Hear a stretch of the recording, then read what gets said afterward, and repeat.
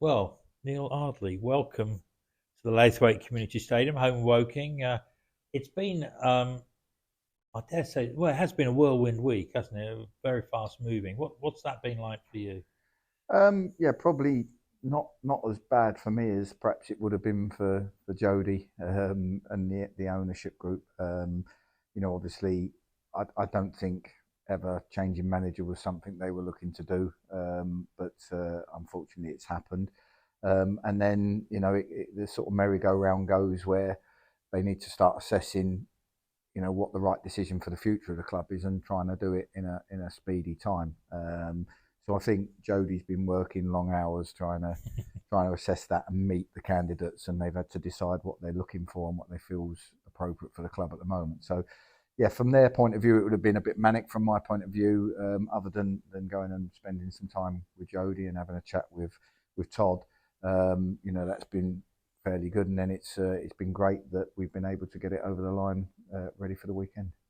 And obviously, you're pretty local, so you probably know Woking a little bit. But what's the attraction? I mean, you've been at Solihull, you've been at Nottingham, you've been at York, and Wimbledon, of course. What's the attraction of Woking at this point for you? Um, to be honest with you, the ownership is a big thing. Mm. Having spoken to Todd, having an owner who has come in fresh. Jodie's come in fresh. They're all sort of right. Okay, how can we make this better? They're all looking to improve. There's no sort of set ways with it all.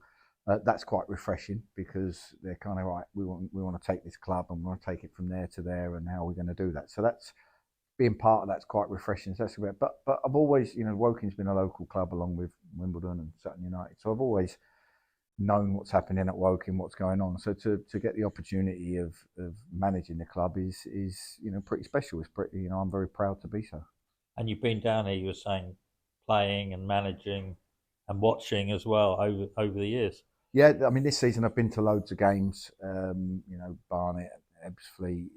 I've been to Eastleigh. I've been to come to Woking a couple of times. So I've tried to take in games with different oppositions and keep up to speed with players, the league, tactics, all that kind of stuff. So yeah, I've been here once or twice, and I'll be across that gate in a different role. In the dugout. So, I mean, sadly, it's inevitable in mid-season. Most managerial changes are because teams are underperforming. Players probably inevitably lose confidence. So, you're meeting with the players for the first time tomorrow. What's going to be your core message, do you Well, think? I think initially I don't want to bombard them with too much. It's a Friday, day before a game. It's more. It'll be more of an introduction.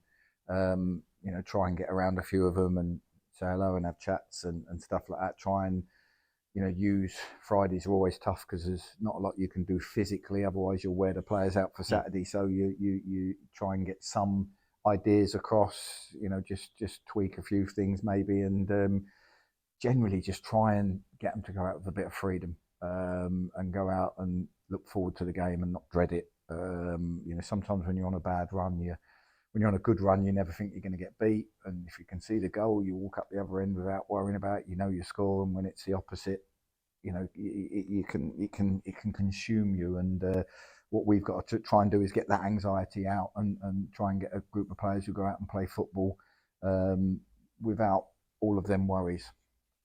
Same for fans, isn't it? It's either euphoria or despair, and not much in between. You're sort of always managing your emotions. I mean, do you have moving forward? Do you have much flexibility to freshen things up in the coming weeks and months?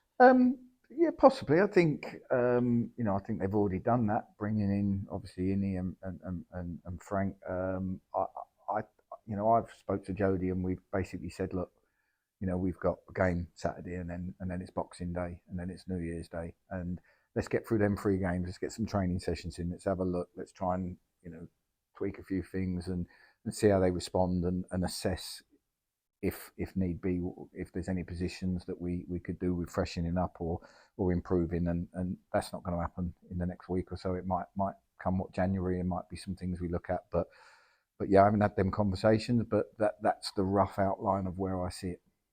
And do you have, in terms of playing, do you have a preferred style or formation, or is it horses for courses to get results? I What? think there's got to be a marry up. I mean, in the long run, I think the club, what I'd like to do is bring an identity, change an identity where we can have the ball more and maintain the ball more and work at the intricacies of attacking a team and playing a team. But sometimes you've got to assess what you've got. You know, first thing, if if I went to the owners and I went to the fans, first thing they want is right. We need to get safe. We need 29 points to get to 50. Let's get that in. If we can marry up a little bit of both, and we know that the deficiencies at the moment within the squad, the stats don't lie, is scoring goals and creating chances. So maybe we can try and keep some good things that are there and try and work at adding them bits to it. And you've obviously you've played a lot of games. You've managed a lot of games. Everything from Wimbledon in the was it the 90s and all the way through. But managing different clubs. I mean, are you always learning? I mean, is it always changing, or are the core things that always stay the same? Yeah, the way you coach, the things the non-negotiables with your players, the culture you want to set, the environment, none of that ever changes because you're trying to strive for excellence. When you go in at different clubs, sometimes there's different cultures at different clubs and different ways, and you have to learn and understand what the fans want, what that club's about, what the ownership's looking at, to be able to make sure you deliver the right thing. So every club's got a slightly different dynamic, and you have to quickly learn that to be able to build the rapport with all the people there and take it forward. And obviously, what would be your message at the moment to the Woking fans? Obviously been going through the last few months, but also how can the Woking fans help you and help the players at this Yeah. time? Well, I think I was once given a phrase which I love, which was support us when we're bad, enjoy us when we're good, and it's probably as good a phrase as you can So get true. because no, but it is because the time, it's like anything. Players on a pitch, they can all want the ball when you're 3-0 up. Oh, give me the ball, let's do this, we can express ourselves.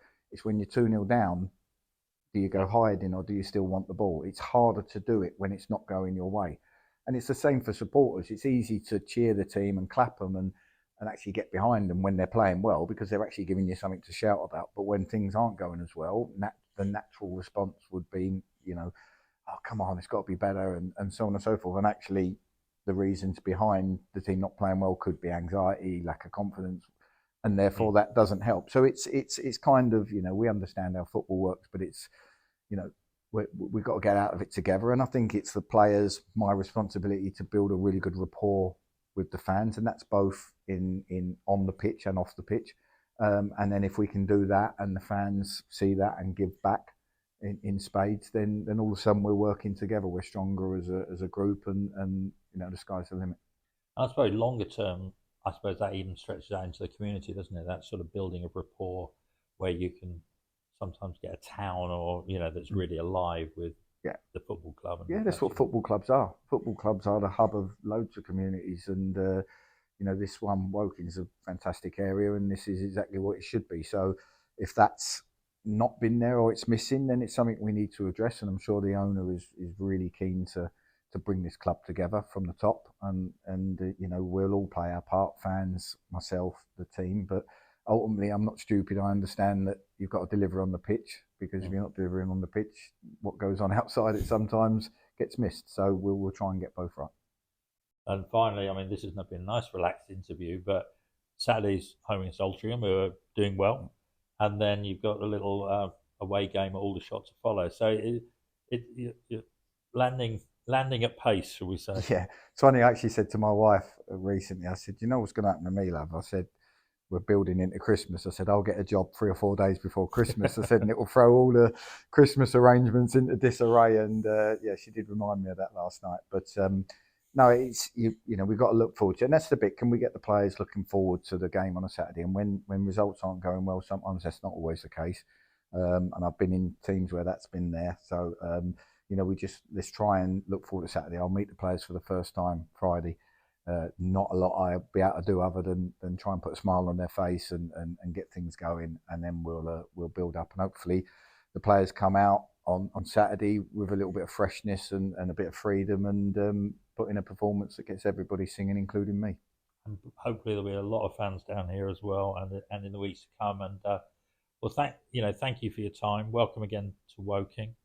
Uh, we don't see you before. Have a great Well, we'll see you. You're managing on Saturday, but beyond that, have a great Christmas, and we'll hear. I'm sure we'll hear a lot more from you in the coming days. But just to get to know you a bit and to welcome you to Woking. Thank Thanks. you. It's a pleasure. Welcome. Thank Welcome. you.